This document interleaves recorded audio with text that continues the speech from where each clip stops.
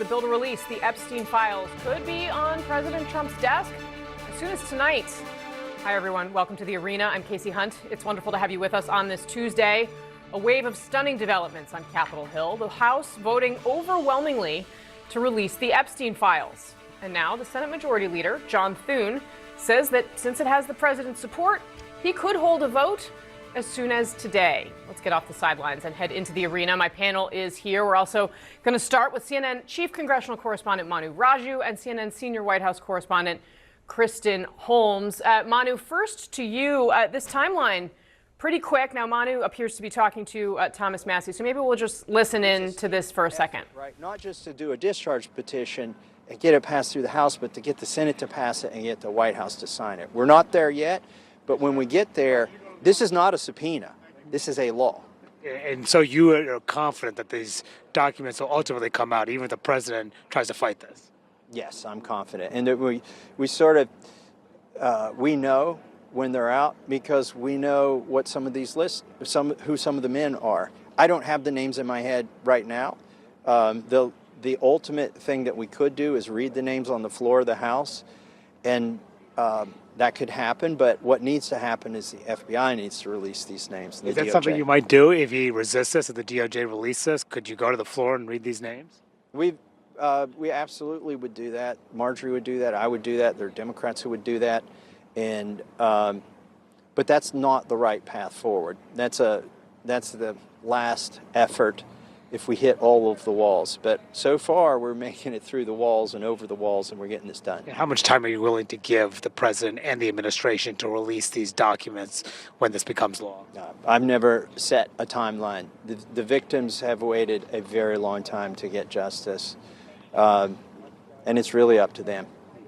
All right, thank you. All right, hey, I know that we're on with you, Casey. As I walk back to you and to talk to you about the conversation that I just had with Thomas Massie, you caught the end of it right there, but we talked a little bit beforehand. I talked to you a little about just the whiplash that we are experiencing here in Washington, from going from it looking like that this bill, it was unclear when the vote would happen in the House. It appeared that they were going to try to push this until early December for a vote. It appeared that it was dead in the United States Senate. And then suddenly the president reversing course, saying that, yes, Republicans should vote for this. And then the speaker begrudgingly voting for this. And then the 427-1 vote in the House today. And now the expectation that the United States Senate could pass this bill unanimously tonight, which seems like a very, very likely possibility to do that, even as the Senate Majority Leader John Thune just a few weeks ago was throwing cold water on moving ahead with this because the president was opposed to this flatly. And I asked him about why this happened. He said what happened here was that the president pitted his base against Republicans in Congress, and the Republicans in Congress could not buck the base of the party, and that's why he saw this shift. And he also said that he sensed that the party would be in dire straits heading into the midterm elections if they were seen to be on the side of covering up in the Jeffrey Epstein sex trafficking ring. So the political dynamic, in Thomas Massie's view, helped change what happened here over the last 24 to 48 hours, and a really remarkable turnaround here, where we're now seeing this bill on its way to becoming law potentially as soon as tonight because of the shift in politics and the president essentially joining the rest of his party after fighting against this bill for some time. Yes, saw the train leaving the station. Manu Raju, doing what you do best. Thank you very much for that. Kristen, is the president going to sign this, and are they prepared to do that tonight? Well, look, President Trump committed yesterday to signing this bill if it landed on his desk. Now, it doesn't seem as though he believed it was going to be moving this quickly. He also said that they would wait and see what happened in the Senate. But as this is picking up momentum, I talked to White House officials who say that he is pledging to sign that bill. Now, of course, anything is possible once the bill is actually on his desk. And again, the White House was not expecting this to move so quickly. In fact, just over a week ago, they didn't think this was going to happen at all. They thought that they were doing a good job job at trying to keep this vote from happening, trying to keep Republicans from going all in. But it became clear to President Trump on Friday that he was going to lose when it came to this issue, that the vote was not only going to happen, it was going to pass in the House and likely by a large margin, which of course we saw to be true, which then you saw President Trump reversing course. Now, I have spoken to a number of White House officials who say that they fully expect that after this is passed, there will be new documents released by the Department of Justice. What exactly is released and when, that still remains a question. But you could see today President Trump sitting in a meeting, getting asked questions by a reporter on the Epstein files, on the release of these documents, growing more and more irritated. This is something that has plagued him for much of his second term. This is his interaction with the reporter who pressed on Epstein. Mr. President, why wait for Congress to release the Epstein files? Why not just do it now? You know, it's not the question that I mind, it's your attitude. I think you are a terrible reporter. It's the way you ask these questions. Your company, your crappy company, is one of the perpetrators. And I'll tell you something. So why not just sign it now? I think the license should be taken away from ABC. I think the way you ask a question with the anger and the meanness is terrible. You ought to go back and learn how to be a reporter. No more questions from you.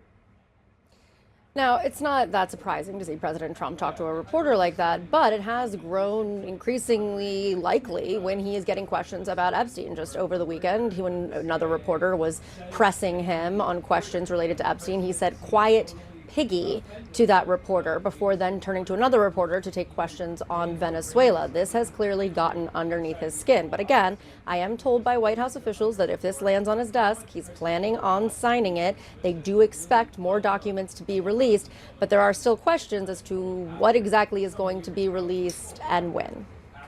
All right, Kristen Holmes, Manu Raju, thank you both very much for getting us started. Our panel is here in the arena. CNN political analyst, White House correspondent for the New York Times, Zolan Kano-Youngs is here. CNN special correspondent Jamie Gangel, former Biden White House communications director Kate Bedingfield, and the Republican strategist Brad Todd, both CNN political commentators. Thank you all for being here.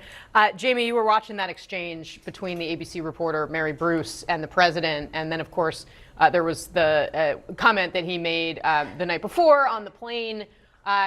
What is your assessment of why the president reacted the way he did? Let's be clear, he didn't like the question. And that's what he does. When he doesn't like the question, he attacks people. Donald Trump lost today. He hates that word, loser. And let's be clear, he was forced to change his position to save face because the votes were going against him.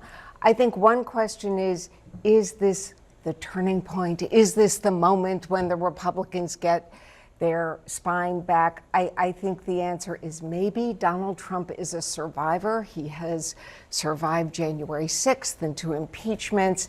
But there are 2 words we're going to hear more and more, and those 2 words are lame duck.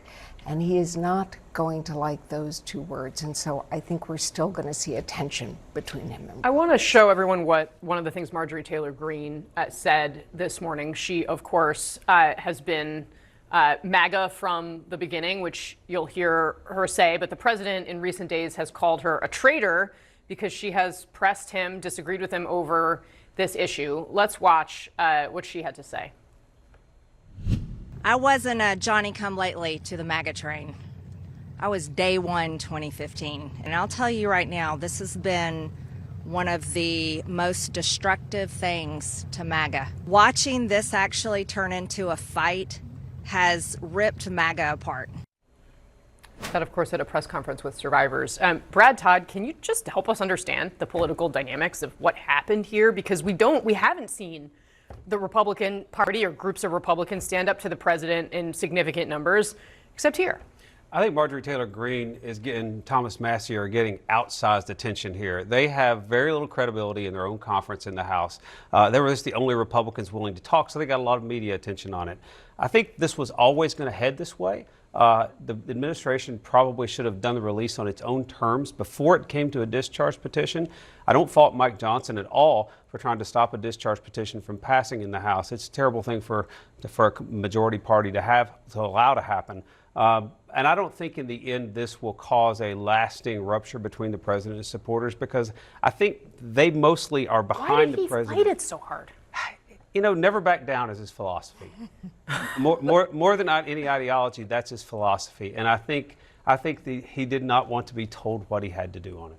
Maybe, but he also behaved in a way that made him look guilty. I mean, there's kind of no other way around it. I mean, I understand the never back down philosophy, but when your actions telegraph that you are guilty of what you're being accused of, I'm not sure that that's a position of strength. And I'm not sure I would agree that it was inevitable that it was always going to go this way. I think Massey, Green, Lauren Boebert stood strong in a time when the White House was putting maximum pressure on her, and we've seen in other instances like this, House Republicans who've had intense pressure from the White House have folded, and they did not. So, I think the combination of another thing that Marjorie Taylor Greene said today that I thought was really helpful in understanding the dynamics is that this saga really went at undermining what people, the faith that people had in MAGA, that people were for MAGA because they felt like that it was going at a government that they couldn't trust and that they didn't have faith in, and that this scandal really eroded that sense of that MAGA's for you. Well, I saw Jamie Raskin said that he would welcome Marjorie Taylor Greene, the Democrat Party, and I think most of us would say you can have her. Listen, there's some truth from Brad.